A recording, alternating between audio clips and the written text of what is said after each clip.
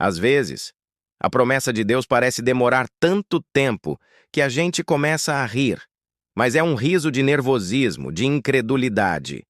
Só que quando essa promessa finalmente se cumpre, o tom do riso muda completamente. Ele se transforma em pura alegria, daquelas que transbordam da alma. E foi exatamente assim que aconteceu com Sara e Abraão.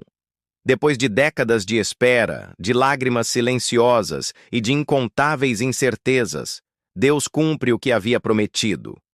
Sara, já em idade avançada, engravida e dá à luz um menino. E qual é o nome dele? Isaac, que significa riso. Aquele lar, antes marcado pelo silêncio da espera, agora ecoa com a alegria contagiante de um bebê. Abraão, obediente, circuncida o menino no 8º dia, exatamente como Deus havia ordenado. Tudo é festa, tudo é celebração da fidelidade de um Deus que não falha. Mas nem toda a alegria vem sem seus desafios. Durante a festa do desmame de Isaac, Sara percebe algo que a perturba. Ismael, o filho de Abraão com Agar, está zombando do pequeno Isaac, e o clima, que era de festa, de repente fica pesado. Sara, movida por um instinto protetor, pede a Abraão que mande Agar e Ismael embora. É uma decisão duríssima, dilacerante, mas no meio da angústia de Abraão, Deus fala diretamente com ele. Não se aflija por causa do menino e da serva. Atenda a tudo o que Sara lhe pedir, porque em Isaque será chamada a sua descendência. Mas eu também cuidarei do filho da serva, dele farei uma nação. E assim, Agar e Ismael partem para o deserto. A água do odre acaba, o sol castiga, e o desespero toma conta. Agar se afasta para não ver o filho morrer e chora amargamente. Mas Deus não ouve o choro da mãe desesperada. Ele ouve o choro do menino. Um anjo chama Agar do céu e mostra a ela um poço de água. Ali, no meio do nada, a provisão de Deus se manifesta. Ismael é salvo, cresce e se torna um homem forte, um arqueiro habilidoso no deserto de Parã. Deus estava com ele. Enquanto isso, Abraão firma um pacto com Abimeleque, rei de Gerar, junto a um poço. Para selar o acordo e garantir a posse daquele lugar, eles fazem um juramento.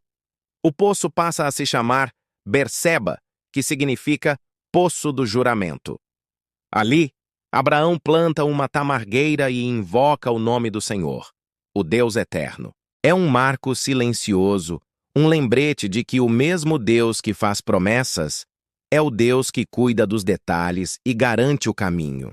Mas então, vem o momento mais tenso, o teste mais profundo da fé de Abraão.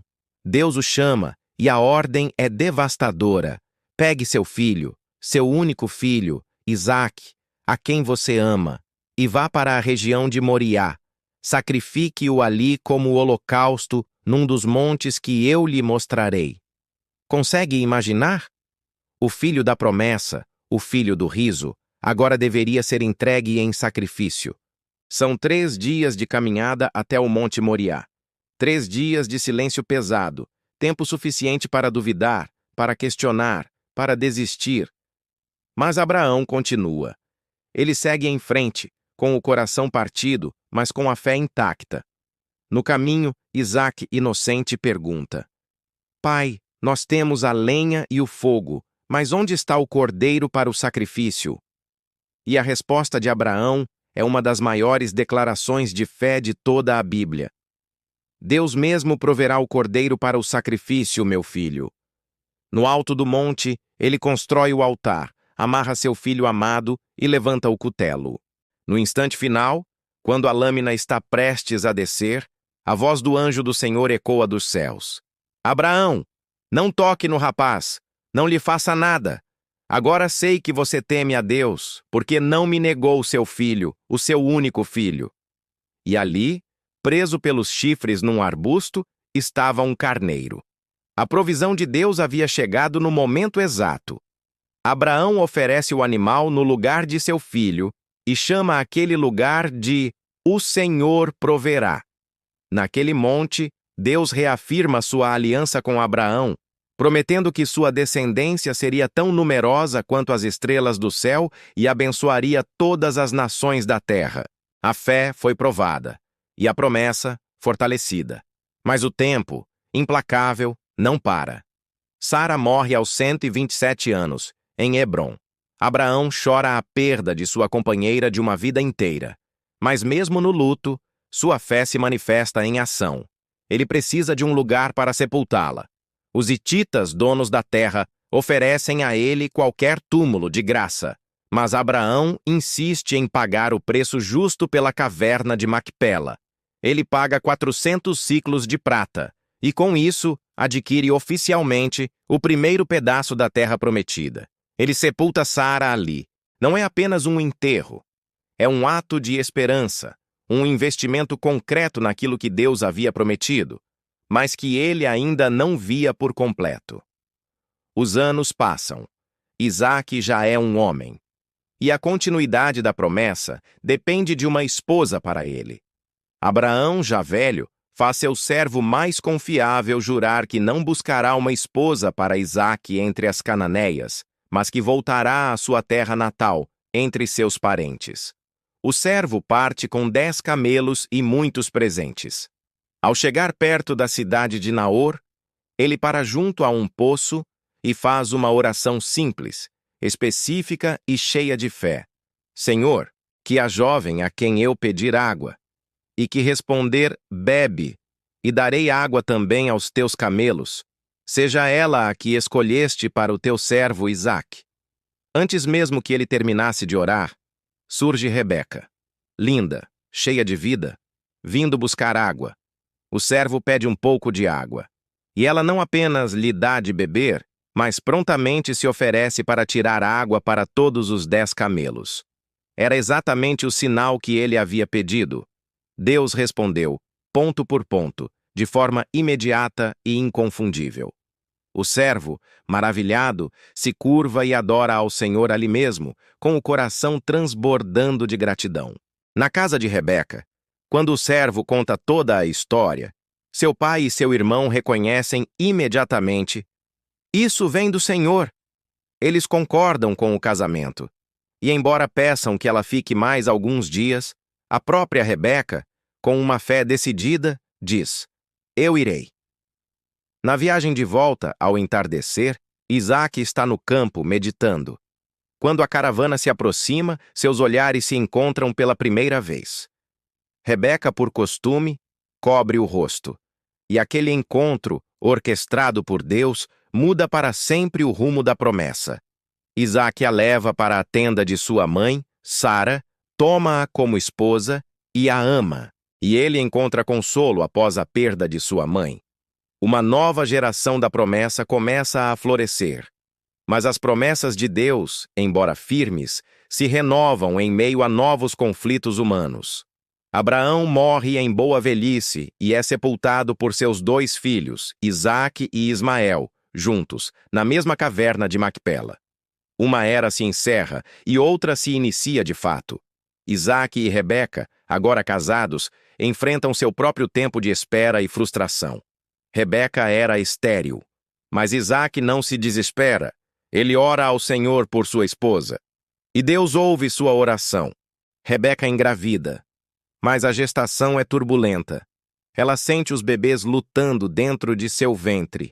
Aflita, ela pergunta a Deus: por que está me acontecendo isso?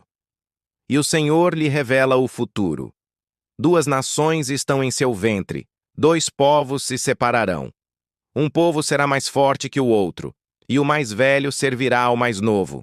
E nascem os gêmeos. O primeiro, Esaú, ruivo e peludo, um homem do campo, caçador. Logo em seguida, nasce Jacó, com a mão agarrada ao calcanhar do irmão. Com o tempo, o contraste entre eles se torna evidente. Um dia, Esaú volta do campo, exausto e faminto. Jacó tinha preparado um ensopado vermelho, cheiroso. Desesperado pela fome, Esaú pede: dê-me um pouco desse ensopado. Jacó, astuto, aproveita a oportunidade. Venda-me primeiro o seu direito de primogenitura. E Esaú, desprezando seu privilégio espiritual, responde: estou quase morrendo. De que me vale esse direito? E por um simples prato de lentilhas, ele vende o que era sagrado. Um momento de impulso, de fome, de descuido, que muda o rumo da história. Porque quando as necessidades imediatas falam mais alto, a fé pode se calar. E escolhas impensadas cobram um preço altíssimo. Assim, mais um ciclo se completa. A promessa de Deus continua viva, atravessando gerações. De Isaque a Jacó, o fio da fidelidade divina permanece firme, mesmo quando os corações humanos vacilam, enganam e falham. E é por isso que a Bíblia não é só um livro antigo. É um espelho da nossa própria vida. Deus cumpre, Deus prova, Deus provê, e Ele continua a escrever suas grandes histórias através de pessoas comuns, como nós, que simplesmente confiam nele. Se essa mensagem falou com você, deixe seu like, compartilhe com alguém que precisa ouvir e se inscreva no canal 8 Minutos com Deus, para que a palavra alcance cada vez mais pessoas. E comente aqui embaixo. Qual promessa de Deus você está esperando se cumprir na sua vida? Lembre-se sempre, mesmo que pareça demorar, Deus nunca, jamais chega atrasado.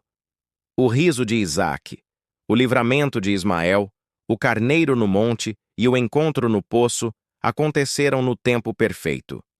Porque o tempo de Deus é perfeito, e quem confia nele verá o cumprimento das promessas. Que o Deus eterno abençoe a sua vida, fortaleça a sua fé e traga uma alegria nova ao seu coração. Até o nosso próximo encontro aqui no 8 Minutos com Deus.